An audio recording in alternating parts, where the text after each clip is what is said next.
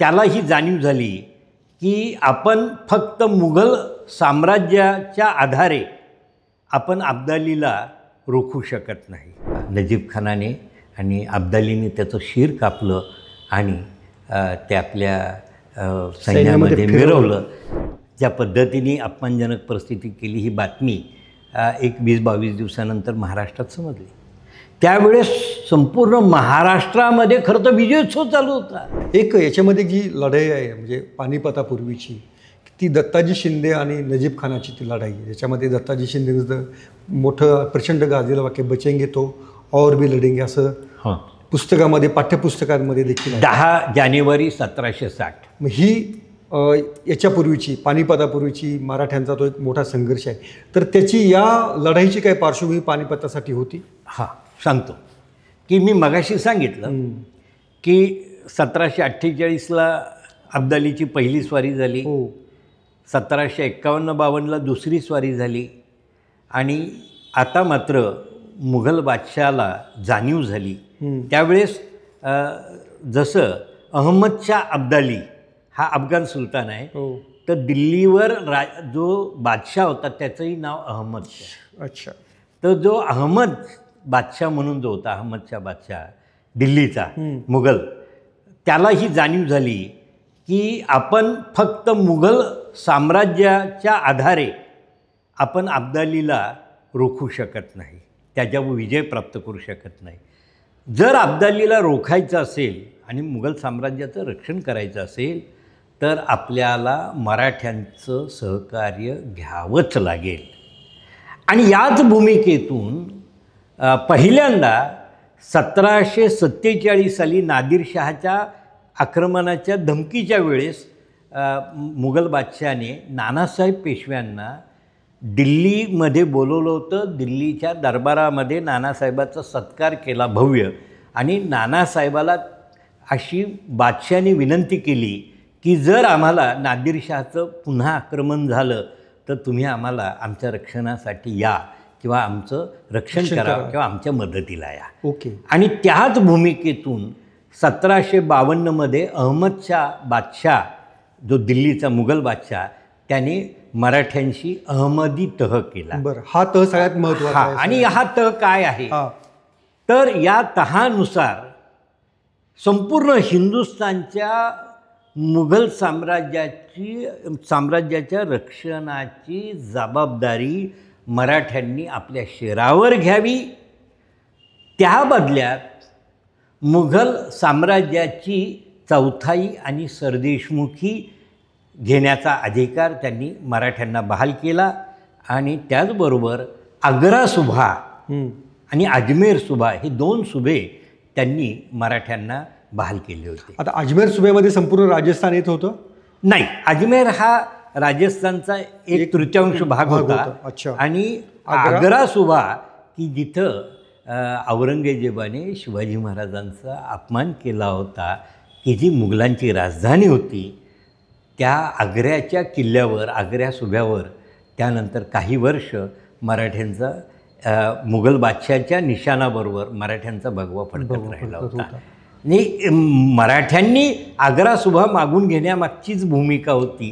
ते त्यांच्या एक राष्ट्रीयत्वाचा विचार म्हणून त्यांनी आग्रा सुभा मागून घेतला होता. तर ती दत्ताजी शिंदे आणि नजीबची जी लढाई आहे तर त्याचं आता परत मी माग की काय घडलं होतं की हा तह झाल्यानंतर 1755-56मध्ये अब्दाली 55ला अफगाणिस्तानमधून निघाला.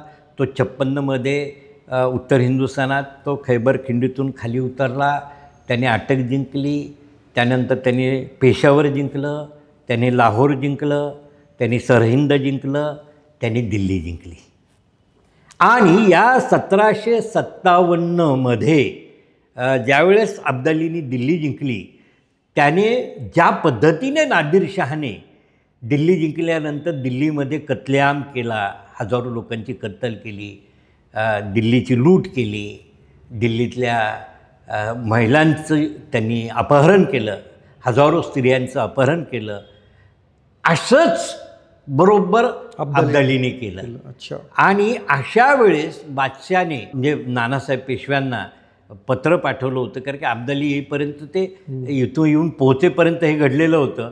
आणि बादशाच्या विनंतीवरून आणि जो तह होता त्या तहाप्रमाणे रघुनाथराव पेशव्यांच्या नेतृत्वाखाली मराठे दिल्लीकडे निघाले आणि मराठे त्यांनी नर्मदा पार केली आणि मराठे उत्तरेकडे येत आहेत हे लक्षात आल्यानंतर अब्दालीने मराठ्यांच्या भीतीने जी काही मोठी लूट दिल्लीमध्ये मिळवली होती ती लूट घेऊन तो आपल्या मायभूमीकडे निघाला.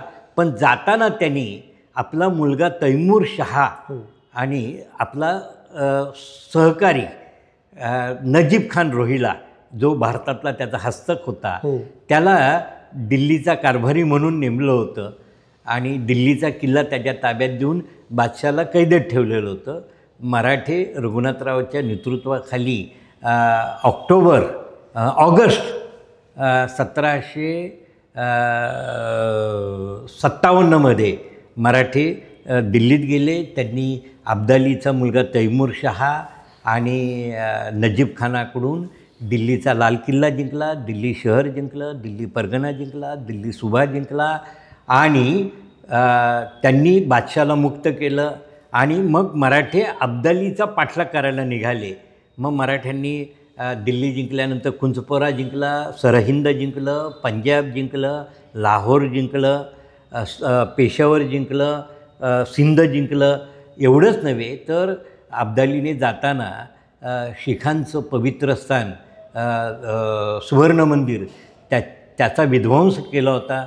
मराठ्यांनी तिथं पुन्हा त्याचा जीर्णोद्धार केला आणि मराठे अब्दालीचा पाठलाग करत लाहोर जिंकल्यानंतर 1700 ह्याच्यामध्ये ऑगस्ट महिन्यामध्ये एप्रिलमध्ये मराठ्यांनी लाहोर जिंकलं आणि एप्रिलमध्ये लाहोर जिंकल्यानंतर मराठे पेशावरकडे गेले आणि 1757च्या सप्टेंबर महिन्यात मराठ्यांनी अटक जिंकून घेतली होती. आणि एक प्रकारे 2000 वर्षांच्या हिंदुस्थानच्या इतिहासामध्ये पहिल्यांदाच खैबर खिंडीतून परकीय आक्रमकांना रोखण्यासाठी भारतीय राज्यकर्ते किंवा भारतीय एक समाज उत्तरेतला तर कधीच गेला नाही, पण दक्षिण भारतातून हजारो किलोमीटरची घोडदौड करून मराठे आपल्या हिमालयाच्या रक्षणाला गेले होते.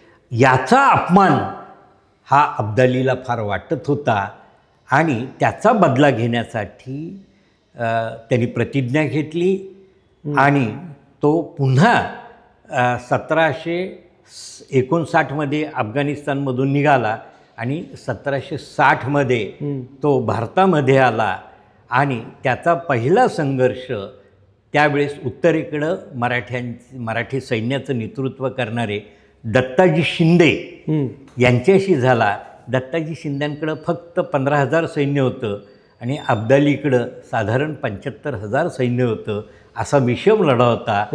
असं असतानाही दत्ताजी शिंद्यांनी जे वचन दिलं होतं त्या वचनाची पूर्तता करण्यासाठी 10 जानेवारी 1760 गंगेच्या काठावर बुऱ्हाडी नावाच्या ठिकाणी गंगेच्या त्या घाटावर झालेल्या संघर्षामध्ये आपल्याबरोबर 5,000 मराठ्यांनी तिथं बलिदान दिलं. त्या प्रसंगी ज्यावेळेस अब्दालीने आणि त्याचा हस्तक नजीब खान रोहिला आणि नजीब खानाचा गुरु मौलवी कुतुबशहा या तिघांनी जखमी अवस्थेतल्या दत्ताजी शिंद्यांना गाठलं आणि त्यांना अत्यंत अपमानजनक परिस्थितीत प्रश्न विचारला. पूर्ण जखमाने घायाळ झालेला, मृत्यूची शेवटची घटका मोजत असलेल्या दत्ताजी शिंद्यांना त्यांनी विचारणा केला की क्यों पटेल अभी लढेंगे क्या. त्यावेळेस अगदी मृत्यूची शेवटची घटका मोजत असलेल्या दत्ताजी शिंद्यांनी उत्स्फूर्ततेने त्याला प्रत्युत्तर दिलं की अगर बचेंगे तो और भी लढेंगे. हे उत्तर ऐकल्यानंतर त्या नजीब खानाने आणि अब्दालीने त्याचं शिर कापलं आणि ते आपल्या सैन्यामध्ये मिरवलं. आणि हा खरं तर एक प्रकारे मराठ्यांचा मोठा अपमान होता. आणि ही गोष्ट महाराष्ट्रात ज्यावेळेस दत्ताजी शिंद्यांच्या बलिदानाची गोष्ट ही बातमी महाराष्ट्रात समजली, त्यावेळेस महाराष्ट्रात एक वेगळा इतिहास घडत होता. तर सर, मग जेव्हा दत्ताजी शिंदे यांच्या बलिदानाची माहिती बातमी महाराष्ट्रात कळाल्यानंतर पहिली प्रतिक्रिया काय उमटली?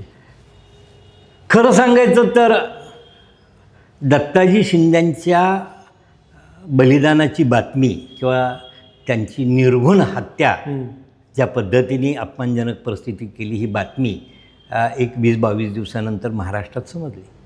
त्यावेळेस संपूर्ण महाराष्ट्रामध्ये खरं तर विजयोत्सव चालू होता. कशाचा?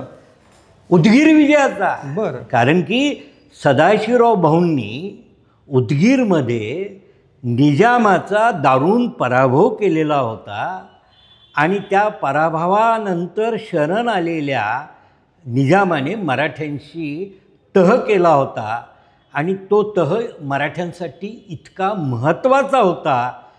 त्या तहामुळे मराठ्यांना, की ज्या देवगिरीच्या किल्ल्यावर 1294मध्ये अल्लाउद्दीन खिलजीने पहिल्यांदा इस्लामचं निशाण फडकवलं होतं, 556 वर्षानंतर देवगिरी किल्ला मराठ्यांच्या ताब्यात आला होता आणि त्याच्यावर हिंदूंचं भगवं निशाण फडकलेलं होतं. या तहाच्या वेळेस, या संघर्षामध्ये मराठ्यांनी तहात 65 लाख रुपयांचा मुलूक जिंकला होता. त्यामध्ये विजापूर ही आदिलशाही सत्तेचं मूळ स्थान, तो विजापूरचा किल्ला विजापूर सुभा मराठ्यांना मिळाला होता.